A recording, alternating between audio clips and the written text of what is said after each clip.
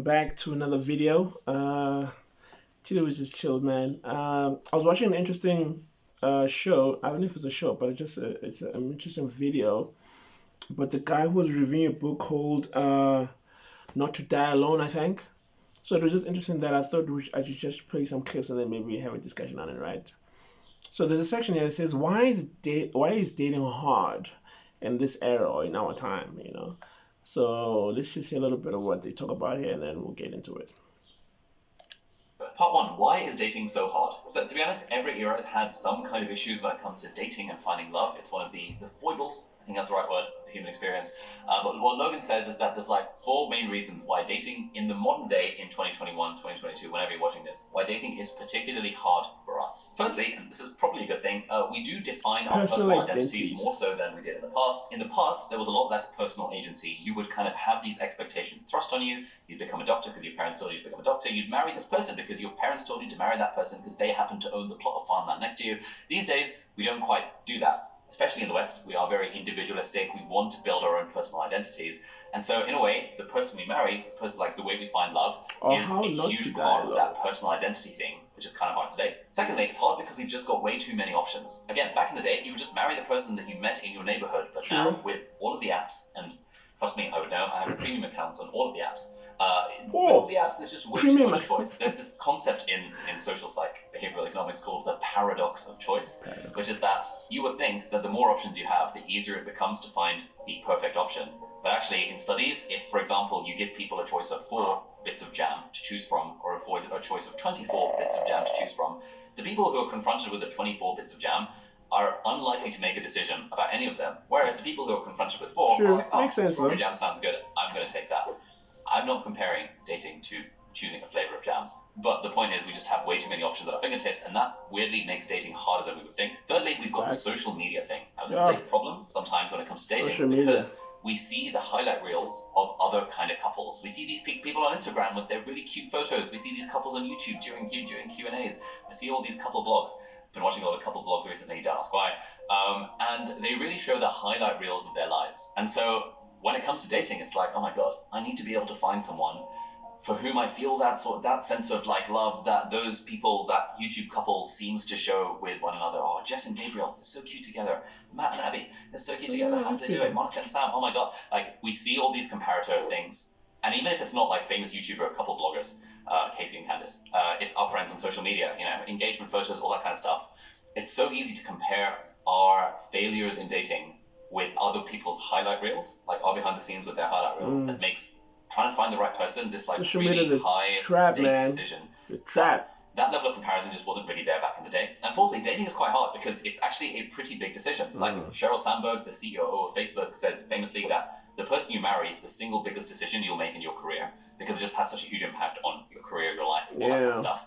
And so finding love, maintaining love, and getting into a long-term relationship and like figuring out who that person is going to be is actually genuinely a very kind of high-pressure decision that genuinely could change the trajectory of our lives. So those are 4 reasons why dating is... So I think it was an interesting conversation or clip that this guy was talking about. But I think maybe just to dig deeper into the why is it so hard to date today or in this era or in this time. I mean, the stuff that he mentioned was pretty accurate. Number one, the personal identities. That is true. I mean, a lot of us. I mean, like, people have become quite smart now, you know, and I guess it's because of the access to information that we have. People are more inclined to be more of themselves. People are more inclined to have a little introspection about who they are. So the more people are getting to know themselves, then the more they become more intricate about who they want and what it is they don't want and how it fits into the people who they start meeting and stuff like that, you know. So that on its own is not as simple as it used to be back in the days, because back then it was like, you know, not much emphasis on all of that, you know. So like now it's like, yo, people are coming out, people are more open, people are more vocal, people are more deliberate about what they do, about what they want and all that stuff. So which makes choices even more open. Now you look for 10 things in a person, unlike before where 3 was enough. You know what I'm saying? So I can understand that whole personal identity part.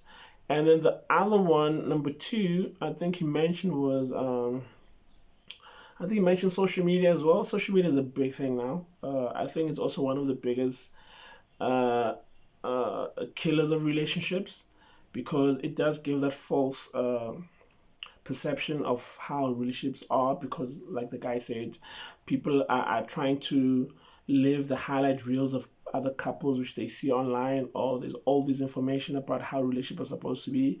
And if you're a heavy social media person, you might take that and try to incorporate into a relationship, which might not work because that relationship is not the same. You know what I mean? But yet you're getting all this information being fed to you through social media, you know? And then you get stuff like now, your WhatsApps now, Facebook DMs, and all these DM situations happening where like now trust is a big thing now. People don't trust in each other anymore because of just of the amount of accessibility that people have to each other, So that I can see why he would mention social media, which is true. Social media is also one of the biggest things that why it's difficult to date in this era. And then also mentioned, I don't know if it was number three or what, but also that the fact that we've got a lot of choices now, which is true. There's so much choice that we have, as he was saying. I mean, he's on like there's all these dating apps that are quite popular now, where now you don't even have to leave the house to find a match. You don't have to go and speak to that girl at a coffee shop or approach anyone for you to engage with anyone. And there's such a huge pool of options. There's so many options. It's crazy. You know what I mean? So, and the example that he made was actually made sense. I mean, from someone who has to choose from a bottle of 27 bottles to choose one, unlike someone who's got an option of five, it's much easier for the person who only has five options to choose, and unlike the person who's got 27, because now you start nitpicking. You start now like being very specific about certain things, and because there's so many options, like now it's easy for that. If something does not take, then you just go to the next person or whatever the case may be, because there's so much option. And that is the same for both man and woman. To tell you the truth, it's just that obviously for women it's a little bit different because their list is very specific in terms of what they want. So that might limit the number of guys who they can deal with. But the problem is that now the amount of guys which it limits them to, like, they may not be guys who want them, you know what I mean, or who they themselves have got a lot of options. So already it limits things for them, because as much as they fall into the pool of your choice, but then there's also other five other girls who wants them as much as you, and they got options as well, and you just happen to be one of the options. So it's not easy as well. So that's how it becomes a little bit tricky as well for women in that regard, because I mean, honestly speaking, like most women that want high value man, right? The thing is that high value men also are very limited in terms of the population, and already when there's a 2-to-1 ratio in terms of man to woman, and majority of women want high value men, which is a minority, and already and obviously another thing is that high value men, when they know that they're high value, they've got options. You know what I mean? So it's very tricky where now you have to now be more specific and more lenient in terms of your list, because you realize that your list comes with a whole lot of other problems that you need to decide if it's worthy to go through as well. And with guys a bit different, man. I mean, with guys, I mean, like, look, like for the fact that there's more women than men in the world, it makes it easier for guys, because then it just spreads their options wide across, right? And then I forgot what he mentioned what the other one is, um, but yeah, man, like dating this era is difficult, man. So I don't know. I think it'd be interesting to find out what you guys think in terms of like what this guy was saying. Do you guys agree in terms of the list? What other stuff would you add to why it's difficult to date in this era, in this time, unlike before? But it'd be interesting, man. So if you like this, please comment below, tell me what you think, and yeah, man, let's have a conversation, man. But anyway, until the next video, we're gonna kind of check what other stuff they're talking about, because he does mention also about the different kind of datings that are in terms of the romanticizer, what else?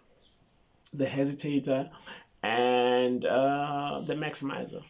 But we'll discuss that in the next video. As always, please subscribe.